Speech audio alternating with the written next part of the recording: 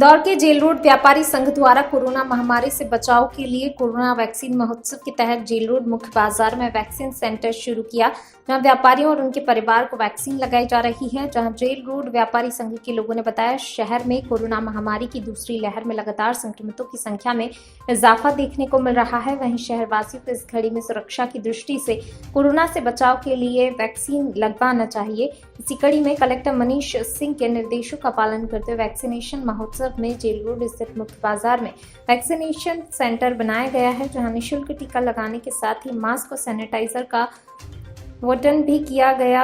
इस दौरान शनिवार को बड़ी संख्या में लोग वैक्सीनेशन सेंटर पहुंचे और टीका लगवाया। रखी गई है और किस तरह से लोगों को जागरूक किया जा रहा है। ये इतना ज़्यादा जो खौफ बना हुआ था कोविड के इंजेक्शन के लिए, कोविड वैक्सीनेशन के लिए, हम चाहते थे, जेल रोड व्यापारी संघ ने एक निर्णय लिया कि इसके शहर में जो खौफ बना हुआ है उसको दूर करने के लिए हमने सिटी का जो हार्ट है, हमारा सेंटर है जेल रोड, वहाँ पे हम इस ओपन रोड के ऊपर हमने कैंप लगवाया है, जिससे एक अवेयरनेस आए सभी आम नागरिकों में कि इसमें कोई नुकसान नहीं है, फ़ायदा ही है। और जितना ज़्यादा वैक्सीनेशन लगेगा उतना ज़्यादा सब में एक डर ख़त्म होगा और कोविड के ऊपर हम विजय पा सकेंगे, क्योंकि सभी अगर 70-80% लोग इंजेक्शन लगवा लेते हैं तो कोविड अपने आप ख़त्म हो जाएगा। आपका परिचय? राजू सलूजा, जेल रोड व्यापारी संघ के तहत आज ये कार्यक्रम कहाँ पर रखा गया है और किस तरह से आयोजित किया गया है? आज ये कार्यक्रम, जैसा कि हम सब देख रहे हैं, शहर में बढ़ते हुए कोरोना वायरस को देखते हुए हम पूरे जेल रोड व्यापारी संघ के माध्यम से आज हमने जेल रोड पर डॉलर मार्केट के सामने शिव मंदिर के पास में कोरोना वैक्सीन का जो है शिविर लगाया, ताकि यहाँ के स्थानीय लोग और यहाँ के स्थानीय व्यापारियों को उसका लाभ मिले। ज़्यादा से ज़्यादा लोग यहाँ पे वैक्सीन लगाने आए ताकि इस बीमारी से निजात पा सकें। सर, क्या कहेंगे, कोरोना लगातार बढ़ रहा है, आज 700 से अधिक केस आए हैं इंदौर शहर में, क्या कहेंगे? आप एक बड़े मार्केट में बैठे हैं, तो बोल रहे हो कि ज़्यादा से ज़्यादा लोग जागरूक हों और कोरोना वैक्सीन लगा के इस आफत से जितनी जल्दी से जल्दी बच सके, उस जिससे निजात पा सके, वो हर व्यक्ति को पाना चाहिए। जेल रोड जो व्यापारी संघ है, कितने लोग लगभग आएंगे वैक्सीन लगवाने? कितने लोग? एक अनुमान है, कम से कम यहाँ पे 800 से 1000 व्यापारी दुकानें हैं, तो मान के चलो अगर 45 प्लस के भी मेंबर या परिवार सहित भी आते हैं तो लगभग 2 से 3 हज़ार लोगों की हमारी मानसिकता है कि 2 से 3 हज़ार लोग कम से कम स्थानीय व्यापारी ना जाए। बाकी स्थानीय रहवासियों कितने आते हैं डिपेंड करता है, क्योंकि नगर निगम में भी फ्री कोविड वैक्सीन का कैंप चल रहा है, हर जोन पे भी चल रहा है, तो उस बाबत जिन जिन लोगों ने नहीं लगाए वो यहाँ पे आने की मानसिकता रखें तो आ सकते हैं। आपका परिचय? राजकुमार शर्मा।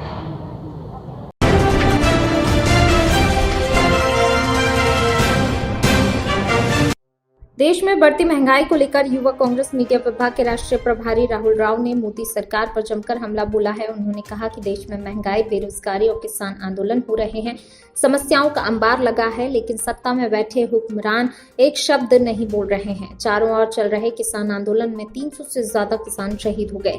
पीएमए सत्ताधारी नेता ने नहीं संवेदना का एक शब्द नहीं बोला। सरकार में आने से पहले 2 करोड़ रोजगार देने का वादा किया था। 6 साल हो गए, नोटबंदी, जीएसटी, लॉकडाउन जैसी गलत नीतियों से विकास नहीं हुआ, धंधे रोजगार बंद हो गए। हर बार सिर्फ 70 सालों की बात करते हैं। 70 सालों में पहली बार पेट्रोल 100 के पार, पेट्रोल गैस सिलेंडर 800 के पार।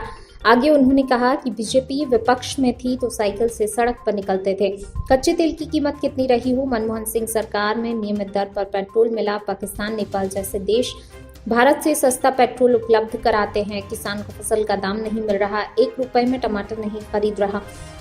युवा कांग्रेस सड़क से संसद तक मुद्दा उठा रही है। सरकार जन विरोधी फैसलों को वापस नहीं लेगी, तब तक युवा कांग्रेस लड़ाई लड़ती रहेगी। इसको जाना है जिसके अंदर कहीं ना कहीं सत्ता का लालच है। देखिए, विचार लोकतंत्र में हर व्यक्ति को अपने बात कहने का अधिकार है, लेकिन सत्ता के लालच में राजनीतिक दल को छोड़ के चला जाना वो अलग चीज़ है। और मुझे नहीं लगता कि कहीं पे भी हमारी पार्टी में गुटबाजी है या कहीं भी गुटबाजी के कारण कोई अन्य चीज़ें दिखाई देती हैं। जहाँ तक बात की आपने राजस्थान की, राजस्थान में आप बताइए ना, उन्होंने अपने विचार प्रकट किए, लेकिन पार्टी में संगठन एकजुट है और मजबूती के साथ खड़े हैं और 5 साल राजस्थान में कांग्रेस की सरकार चलेगी। सच्चाई को स्वीकार करना पड़ेगा कि कांग्रेस से छिटका है,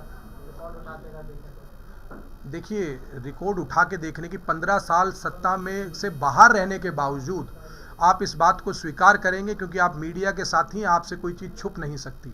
अगर मध्य प्रदेश में वास्तविक रूप में सड़क से संसद तक कोई संघर्ष कर रहा है तो भारतीय युवक कांग्रेस लगातार करती है, जनहितैषी मुद्दों को उठाती है। हमेशा हमारा संगठन यहाँ मजबूत हुआ है और आगे और अधिक मजबूत होगा। और जहाँ तक दमोह उपचुनाव की बात है, हमारे मध्य प्रदेश युवक कांग्रेस के साथी लगातार काम कर रहे हैं, जनहितैषी मुद्दों को उठा रहे हैं और मैं समझता हूं कि इसका परिणाम जो है आपको इसके बाद देखने को मिलेगा। जहां तक मीडिया विभाग की बात है, हम वहां पे हमारे एक विशेष टीम आप मीडिया के साथियों के बीच में जनहितैषी मुद्दों को लगातार उठाती रहेगी और वहां विधानसभा स्तर की जो समस्याएं होंगी उनसे भी आपको अवगत कराएंगे।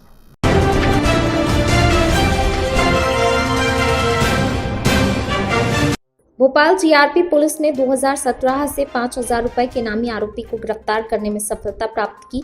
2017 में जीआरपी थाने में महिला खरीद फरोख्त का मामला दर्ज हुआ था, जिसमें महिला ने अपनी आपबीती पुलिस को बताई थी कि स्टेशन पर किसी गाड़ी का इंतजार कर रही थी अपने एक परिचित सुनील नामक व्यक्ति के साथ। तभी वहां पर एक अज्ञात महिला आई और पूरी में नशीला पदार्थ मिलाकर खिला दिया। बेहोश होने के बाद महिला ने महेंद्र सिंह ठाकुर के घर मथुरा ले जाकर महेंद्र सिंह ठाकुर ने महिला की खरीद फरोख्त के संबंध में भगवान सिंह से संपर्क किया और महिला का सौदा 4 लाख में कर दिया। जिन लोगों ने महिला को खरीदा था उनके द्वारा अलग अलग स्थानों पर महिला के साथ पत्नी बताकर दुष्कर्म किया। जीआरपी भोपाल द्वारा आरोपियों के साथ दुष्कर्म और खरीद पड़ोस के संबंध में आईपीसी की विभिन्न धाराओं के तहत मामला पंजीबद्ध कर गिरफ्तार कर लिया और आरोपियों को न्यायालय में पेश किया। गिरफ्तार किया, कोर्ट में पेश किया और उसी क्रम में जो उसका दूसरा भाई था वो उस समय पर ट्रेन की तलाशी में, चूंकि केवल 5 मिनट का स्टॉपेज था तो हम उसे नहीं पकड़ पाए। बाद में पूछताछ मालूम चला कि उसका ही अपना भाई था जो पकड़ा गया आरोपी था। उसका नाम निजामुद्दीन और अगला उसका भाई था मोहिद्दीन। खंडवा पुलिस, इटारसी पुलिस ने जबरदस्त 24 घंटे तक रेड अलर्ट में रहते हुए मुहिम चलाई और कल दिनांक 2 अप्रैल को हम मोहिद्दीन जो दूसरा भाई था उसको गिरफ्तार करने में सक्षम थे। उसके पास से फरियादिया का दूसरा बैग बरामद हुआ और इस तरह से विदिन 24 आवर्स एक बड़ी चोरी जो लगभग 4 लाख मशरूका की थी वो हमारी जीआरपी टीम सक्षम हुई बरामद करने में। अगली सफलता जीआरपी ग्वालियर बीजी को मिली है। ग्वालियर ब्रॉडगेज पुलिस स्टेशन में एक महिला फरियादिया जो भोपाल एक्सप्रेस से यात्रा करते हुए ग्वालियर तक पहुंची थी। ग्वालियर में उसने बताया कि हाँ मेरा बैग चोरी हो गया है। उस एफआईआर को इमीडिएटली कॉग्निजेंस में लिया गया, इमीडिएटली कंट्रोल रूम के माध्यम से अलर्ट जारी कराया गया और डबरा जो कि ग्वालियर के बाद अगला ही स्टेशन है वहाँ पर मनीष शर्मा नाम का एक आरोपी जीआरपी और आरपीएफ के सहयोग से समन्वय से पकड़ा गया और उससे इमीडिएटली बैग रिकवर हुआ और उसमें लगभग 90,000 रुपये का मशरूका था फरियादिया का, जो हम रिकवर करने में और आरोपी को गिरफ्तार करने में सफल हुए। तो इस तरह से जीआरपी द्वारा जिस डिटर्मिनेशन से काम किया जा रहा है इसके लिए एसआरपी श्री हितेश चौधरी साहब के विभाग में मैं पूरी जीआरपी टीम को बधाई देती हूँ और आप लोगों से अपेक्षा करती हूँ कि इस तरह की इन्फॉर्मेशन को इस ओरिएंटेशन से आप आमजन में प्रचारित करें कि जितना जल्दी वो इन्फॉर्मेशन पुलिस तक कम्युनिकेट करेंगी, पुलिस उसको इमीडिएटली टेकअप करके उसको अपने सिस्टम में डिसमिनेट करेगी और हमारे लिए कार्यवाही करना आसान हो जाएगा। इस क्रम में आप लोगों को जानकारी होगी, लेकिन फिर दोबारा रिट्रेट करना चाहूँगी कि हमारे पास एक QIRT की व्यवस्था है, quick information and response team, जिसमें आप में से कोई भी जो यात्री ट्रेन में किसी घटना का शिकार होता है वह अपनी उस घटना की सूचना चाहे तो कंट्रोल रूम के नंबर पर, चाहे आरपीएफ के कंट्रोल रूम पर, चाहे जीआरपी एमपी हेल्प डेस्क पर, किसी भी सोर्स से यदि हमें इन्फॉर्मेशन मिलती है इमीडिएटली हमारी अगले रेलवे स्टेशन से जो जीआरपी थाना है वहाँ की टीम ट्रेन में बोर्ड हो जाती है और उस फरियादी से जाकर पूछताछ करती है। उस इन्फॉर्मेशन को चलती हुई ट्रेन में ही हम FIR ले लेते हैं और उसके बाद उस पर कार्रवाई तत्काल शुरू कर देते हैं। सो दिस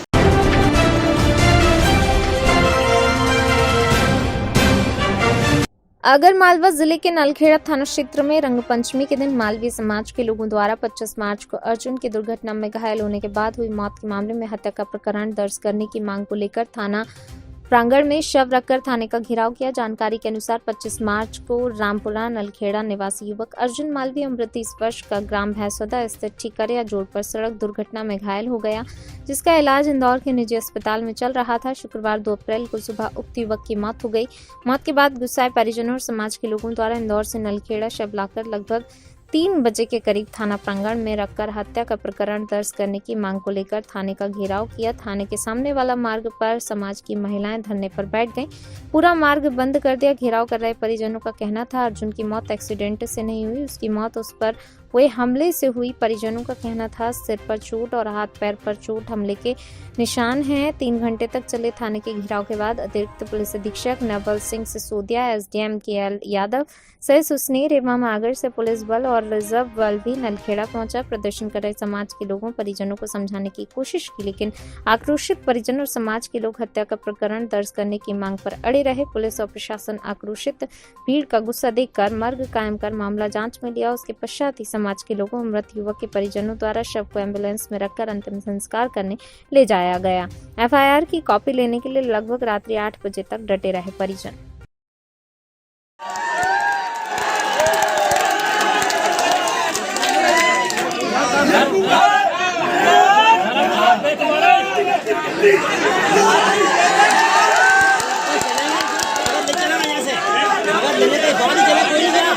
कोई नहीं जा, हम कागज लेके जाएंगे।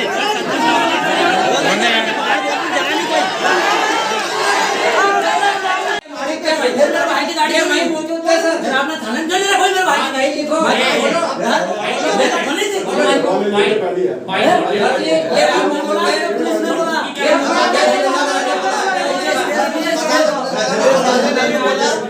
सर आप ना संतुष्ट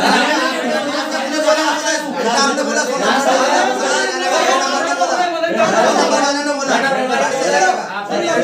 ये गवाह है, इनने देखा, आप लिखो बस ये नाम लिखो, तो डिटेल बयान ले लेते हैं।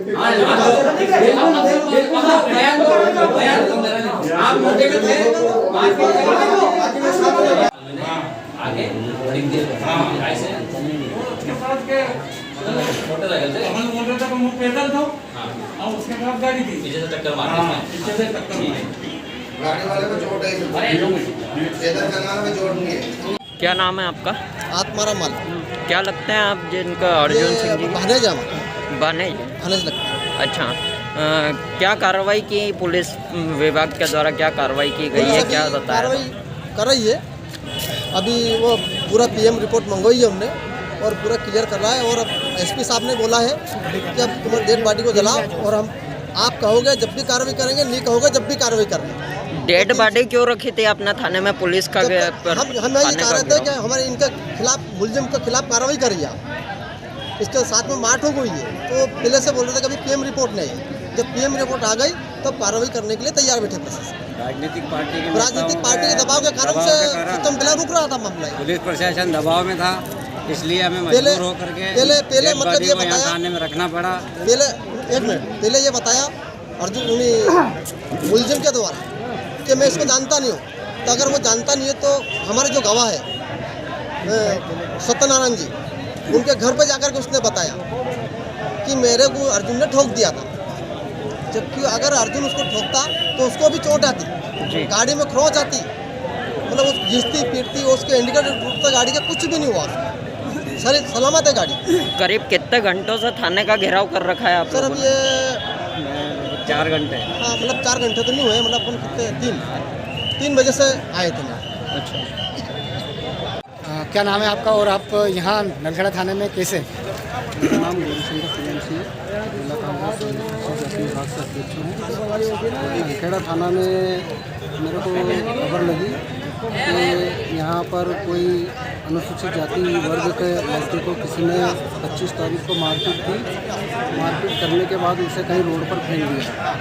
इस घटना को लेकर मैं नलखेड़ा थाना पर आया था और मैंने जैसे अधिकारियों से जांच करी, अधिकारियों के द्वारा बताया गया कि हाँ जांच चल रही है। मैंने श्रीमान जी जांच नहीं चल रही है, उसकी डेड बॉडी रोड पर मिली और उसको मारा गया है। अब जिसने भी मारा है उसके खिलाफ FIR दर्ज होना चाहिए। तो अभी FIR हुई है कि नहीं हुई है? अधिकारियों से अभी चर्चा हुई, अधिकारी एडिशनल SP महोदय बैठे हैं। SP महोदय का भी मेरे पास फ़ोन आया, उन्होंने खुद ने बोला है गौरीशंकर जी FIR दर्ज हो गई है, मर्ग कायम कर जांच करने के बाद 302 लगेगी और FIR दर्ज हो गई, फाइनल मतलब FIR दर्ज हो गई है। अभी कापी भी मेरे को देंगे वो। अच्छा, कॉपी भी देंगे? कापी भी देंगे। सर ये जो आज मामला हुआ है, पूरा थाने का घेराव करा है मालवी समाज के परिजनों ने, आप यहाँ पहुँचे हैं, किस बात से अवगत हुए हैं, क्या है मामला ये पूरा? ये घटना 25 तारीख की है। कोई बेहोशी की हालत में एक व्यक्ति मिला था जिसकी पहचान अर्जुन पिता रामचंद्र के रूप में हुई, नलखेड़ा निवासी। उसे डायल 100 के द्वारा अस्पताल लेके आया गया, तो यहाँ से रेफर करके इंदौर पहुँचा दिया गया। वहाँ पे इलाज के दौरान इसकी मृत्यु हो गई। परिजनों का आरोप है कि इसके साथ कुछ लोगों ने मारपीट की है। उसकी जांच की गई, मर्ग कायम करके जांच की गई। जांच पर से अपराध प्रथम दृष्टया अपराध घटित होना पाया गया, अपराध पंजीकृत किया गया है। आगे विवेचना की जा रही है, साक्ष्य के आधार पर अभी कार्रवाई की जाएगी। अभी तक किस प्रकार की कार्रवाई आपके द्वारा की गई है? अभी मर्ग जांच की गई है, इसमें अपराध का घटित होना पाए जाने से अपराध पंजीकृत किया गया है। जी, पता चला है कि आरक्षक को सस्पेंड भी किया गया है कुछ इसी मामले को लेकर के? हाँ, कुछ जांचकर्ता अधिकारी की इसमें लापरवाही पाई गई, उसको नोटिस किया। जी, थैंक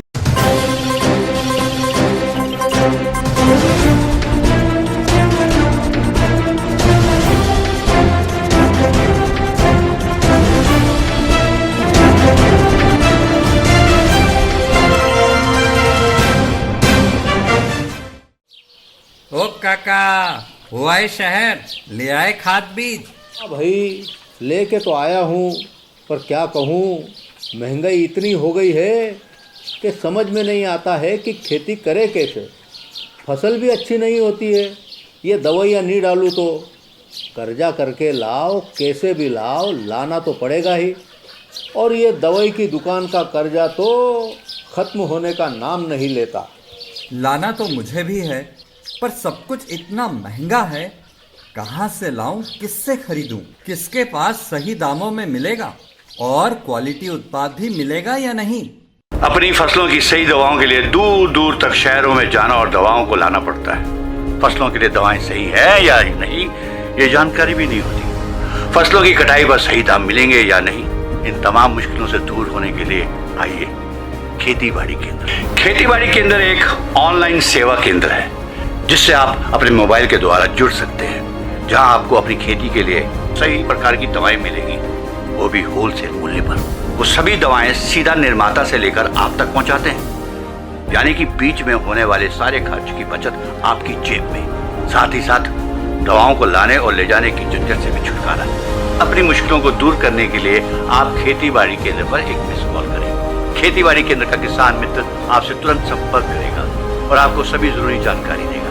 खेती बाड़ी केंद्र की फ्रेंचाइजी लेकर खेती बाड़ी मित्र बनिए और किसानों की सेवा कर देश की तरक्की में भागीदार बने। आज ही संपर्क करें नीचे दिए गए नंबर पर और खेती बाड़ी केंद्र से जुड़े। ये है खेती बाड़ी केंद्र ऐप। अच्छा, किसानों की सरदारी, उन्नत खेती बाड़ी। खेती बाड़ी केंद्र, देश के अन्नदाता की दुकान।